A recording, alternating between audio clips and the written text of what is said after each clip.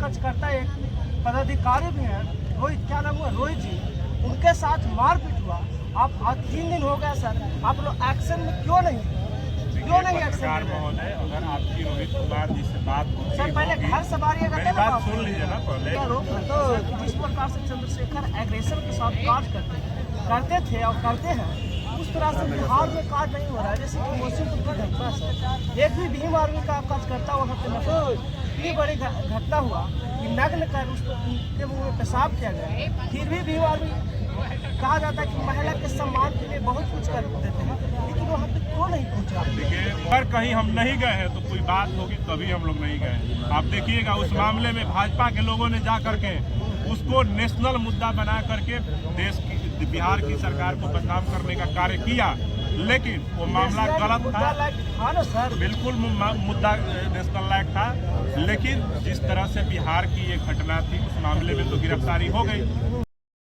बोले कि चंद्रशेखर आजाद बहनों के लिए यदि ठंड में जो कंधे पर कदम मिलाकर साथ देने का काम कर, उस प्रकार से आप लोग का यहाँ पे क्यों नहीं काम हो रहा है? देखा जा रहा है कि आपके कार्यकर्ता एक पदाधिकारी भी हैं, रोहित, क्या नाम हुआ, रोहित जी, उनके साथ मारपीट हुआ। आप आज 3 दिन हो गया सर, आप लोग एक्शन में क्यों नहीं पत्रकार महोदय, अगर आपकी रोहित कुमार जी से बात होती सर, पहले घर सवारी मेरी बात सुन लीजिए ना पहले। अगर आपकी रोहित कुमार जी से बात होगी तो पूछिए। जैसे ही उनका मैसेज मेरे व्हाट्सएप पे आया जी, मैंने उनको कॉल किया और पूछा कि रोहित जी क्या मामला है, तो बोले कि मैं सर आया हूँ NMCH पटना में एक अस्पताल है, वहाँ का अपना इलाज करा रहा हूँ, कान से ब्लड आ गया है, इधर उधर चोट लगा है, कान में, आँख में, मैं तमाम। तो मैंने उनको सबसे पहले यही कहा कि बिहार के अंदर राज्य अनुसूचित जाति आयोग है और आप अनुसूचित जाति आयोग पहुँचिए, मैं वहाँ पहुँच रहा हूँ।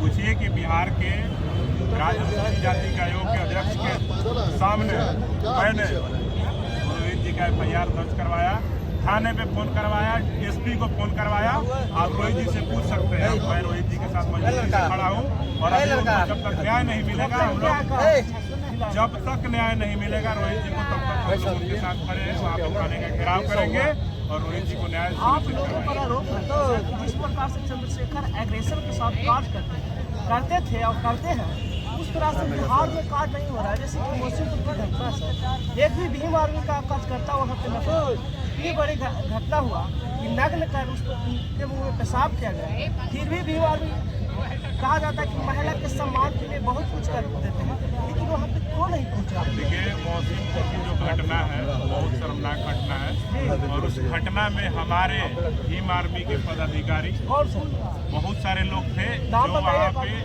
नाम लेना मैं उचित नहीं समझता हूँ, बहुत सारे पदाधिकारी थे जो हमारे गए थे, ठीक है, वहाँ पे गए।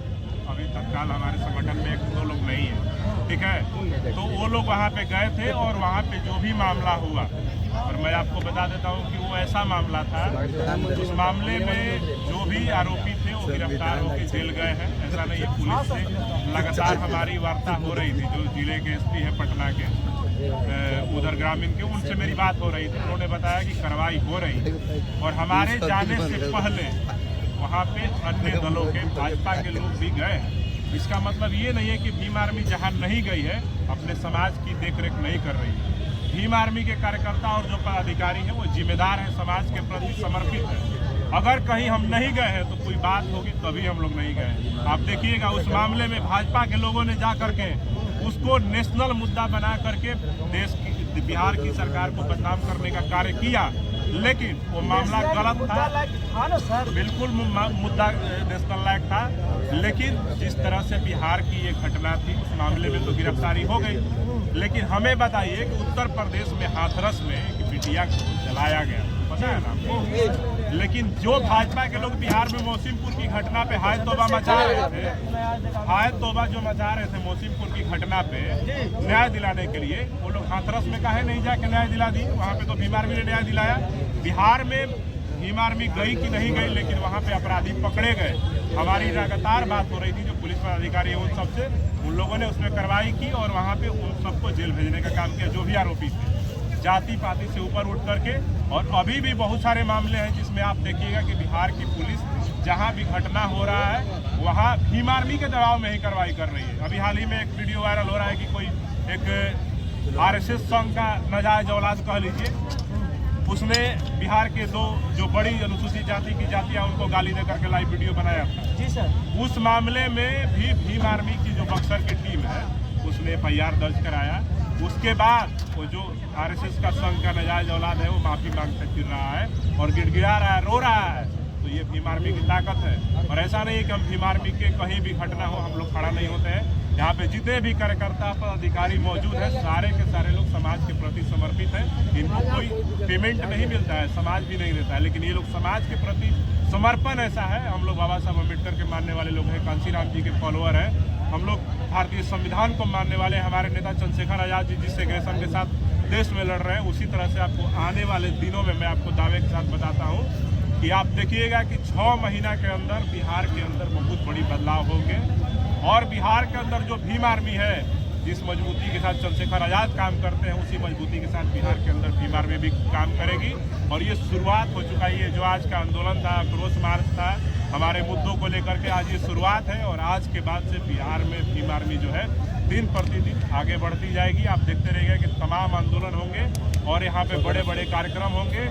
और हमारे समाज के जो न्याय दिलाने की बात है, उसको न्याय दिलाने के लिए भी हम लोग मजबूती से लड़ने का काम। एक बात आपसे पूछना चाहते हैं सर कि तमाम जो नेता रहते हैं, जो बड़े बड़े पदाधिकारी आते हैं, तो उसके लिए बहुत व्यवस्था किया जाता है। आपको इस मिट्टी के जमीन पे यानी घास पे बैठकर कैसा महसूस हो रहा है? ऐसे लड़ाई चंद्रशेखर जी भी लड़ते हैं, आप लोग भी लड़ रहे हैं, कैसा महसूस करते हैं? देखिए, पहली बात तो आपको बता दें कि हम लोग एसी वाले घरों में पैदा नहीं हुए और हमारे दादा, हमारे पिताजी मुख्यमंत्री, मंत्री, केंद्रीय मंत्री और तमाम बड़े पदों पे नहीं रहे। हम लोग एक सामान्य घर से आते हैं। हमारे पिताजी शिक्षक हैं और हम लोग ज़मीन से जुड़ने का हमेशा परिवार से सिखाया गया है कि ज़मीन से जुड़ करके रहोगे तो आगे बढ़ोगे।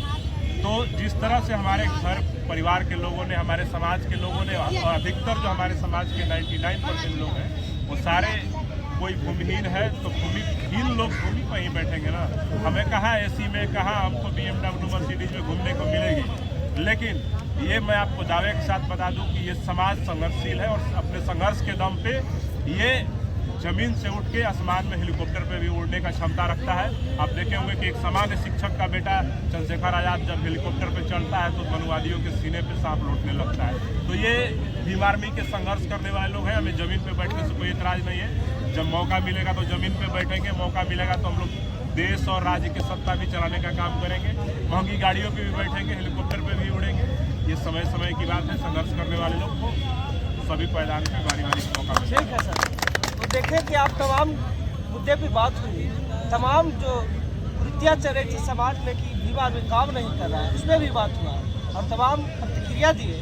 और आप लोग का क्या प्रतिक्रिया है कमेंट बॉक्स में दें और वीडियो को ज़्यादा से ज़्यादा शेयर करें। फिर मिलते हैं अगले वीडियो में, तब तक जय हिंद।